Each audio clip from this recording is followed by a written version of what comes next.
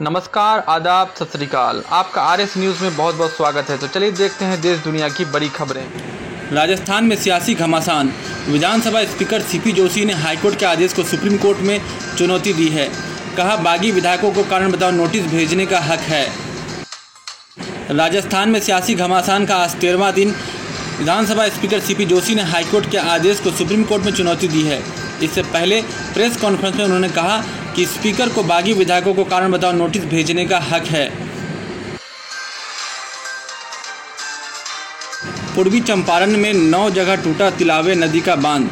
दर्जनों गांव में घुसा पानी, ऊंचे स्थान की ओर पलायन कर रहे लोग। बिहार के पूर्वी चंपारण जिले के बंजरिया प्रखंड के चितहा गांव में तिलावे नदी का बांध टूट गया है।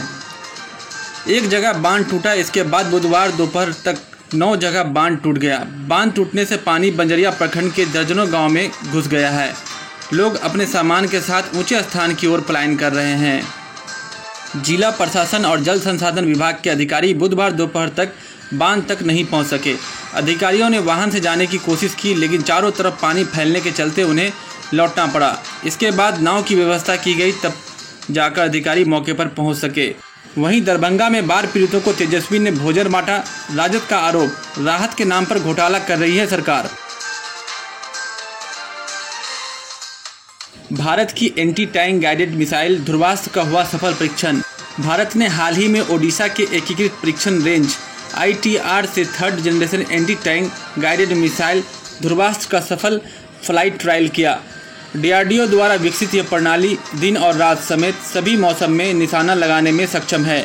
गौरतलब है कि ध्रुवास्त्र का अटैक और डायरेक्ट मोड में भी सफल परीक्षण किया गया है। अलास्का में 7.4 की तीव्रता के भूकंप के बाद सुनामी वार्निंग जारी। लोगों से कहा, समुद्री किनारों से कई किलोमीटर दूर रहें। अमेरिका के अलास्का क्षेत्र स्थित चिगरिक शहर में मंगलवार देर रात 7.4 तीव्रता का भूकंप आया। इसके बाद नेशनल सुनामी वार्निंग सेंटर ने चेतावनी जारी की। वार्निंग खास तौर पर अलास्का के कोस्टल इलाकों और कैनेडी इंट्रेंस के 40 मील इलाके के लिए जारी किए गए हैं।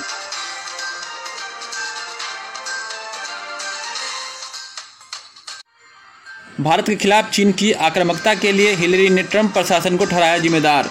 पूर्व अमेरिकी विदेश मंत्री हिलेरी क्लिंटन ने हाल में अपने लोगों और भारत समेत अन्य पड़ोसियों के खिलाफ चीन की आक्रामकता के लिए अमेरिकी राष्ट्रपति डोनाल्ड ट्रंप प्रशासन की अनियमित विदेश नीति को जिम्मेदार ठहराया है।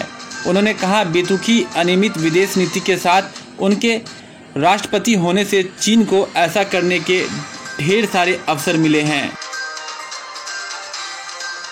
बैन का सख्ती से पालन करें, नहीं तो होगी कार्रवाई। बैन किए गए 59 चीनी ऐप से सरकार ने देश में बैन 59 चीनी ऐप्स को प्रतिबंध का सख्ती से पालन सुनिश्चित करने के निर्देश दिए हैं।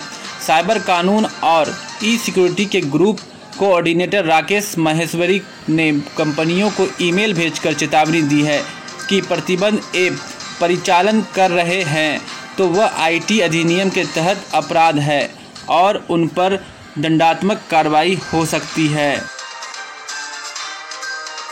धधक रहे 3 देशों के जंगल। रूस शहरों तक पहुंची आग, 3 लाख लोग प्रभावित। 99,000 एकड़ जंगल में 197 जगह पर आग फैली। दुनिया के सबसे ठंडे स्थान के तौर पर चर्चित साइबेरिया के जंगलों की आग फैलती जा रही है। पूर्वी रूस का बड़ा इलाका इसकी चपेट में है और छोटे इलाकों में भी आग फैल रही है। रूस की एरियल फॉरेस्ट प्रोटेक्शन सर्विस के मुताबिक 99,000 एकड़ में 197 जगह पर आग फैली है। 5,000 से ज़्यादा लोग इन्हें बुझाने में लगे हैं। रूस में ग्रीन पीस की वाइल्ड फायर यूनिट के प्रमुख ग्रेगोरी कुक्सिन के मुताबिक साइबेरिया दुनिया में सबसे तेज़ी से गर्म हो रहा है। इसे तत्काल रोकना जरूरी है। प्रभास के साथ आने वाली फिल्म के लिए दीपिका पादुकोण को मिली 20 करोड़ की फीस। यह रकम पाने वाली भारतीय सिनेमा के इतिहास की इकलौती एक्ट्रेस। प्रभास की अगली फिल्म में कास्ट होने के साथ ही दीपिका पादुकोण भारतीय सिनेमा के इतिहास की हाईएस्ट पेड एक्ट्रेस बन गई हैं।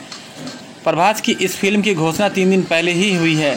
दीपिका अपनी फिल्मों में लीड एक्टर के बराबर की फीस लेती है, लेकिन इस फिल्म के लीड प्रभास की फीस 50 करोड़ है। दीपिका को 50 करोड़ तो नहीं, लेकिन 20 करोड़ की फीस के साथ फिल्म में कास्ट किया गया है। पार्टी छोड़ने के 5 महीने बाद दिग्विजय और गुलाम नबी से मिले सिंधिया। सांसदों को सभापति के कमरे की बजाय हाउस के अंदर शपथ दिलाई गई। राज्यसभा में आज 61 नए सांसदों ने सदन की सदस्यता की शपथ ली। कोरोना काल चल रहा है, लिहाजा सांसदों ने इसका ध्यान रखा। सदन में बाकायदा सोशल डिस्टेंसिंग दिखी। सभापति वेंकैया नायडू ने निर्देश दिया कि दस्तखत करने के बाद संसद पेन अपने साथ ले जा सकते हैं। साइन करने के लिए पेन अलग से रखे गए थे। कांग्रेस सांसद दिग्विजय सिंह पत्नी अमृता के साथ तो महाराष्ट्र से सांसद राजीव सातव बच्चों के साथ सदन में आए। उधर पार्टी छोड़ने के 5 महीने बाद ज्योतिरादित्य सिंधिया कांग्रेस नेता दिग्विजय सिंह और गुलाम नबी आज़ाद से मिले। दिग्विजय और सिंधिया ने एक दूसरे का अभिवादन किया, हालांकि दोनों के बीच कोई बातचीत नहीं हुई। तो ये थे अब तक के मुख्य समाचार। मिलते हैं अगले समाचार में। अगर आप देश दुनिया की खबरों से रूबरू होना चाहते हैं तो RS न्यूज़ को ज़रूर सब्सक्राइब करें और हाँ, बेल आइकन को दबाना ना भूलें ताकि न्यूज़ का नोटिफिकेशन आपको मिलता रहे। धन्यवाद।